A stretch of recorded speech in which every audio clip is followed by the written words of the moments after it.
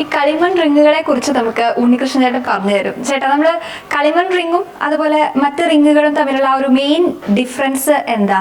Difference എന്താന്ന് വെച്ച് കഴിഞ്ഞാല് കളിമണ്ണ് വളരെ പ്യൂർ ആയിട്ടുള്ള നമ്മുടെ കളിമണ്ണ് എല്ലാവർക്കും അറിയാം, മായൊന്നും ഇല്ലാത്ത രീതിയിലുള്ള. അത് മീൻസ് ഈ സിമെന്റ് കളിമണ്ണിനേക്കാളും നല്ല 100% നല്ല ശുദ്ധമായിട്ടുള്ള വെള്ളം കിട്ടുകയും ചെയ്യും. അത് ശുദ്ധമായ വെള്ളം കുടിക്കുകയും ചെയ്യാം, അതുപോലെ ഹെൽത്തി ആയിരിക്കും.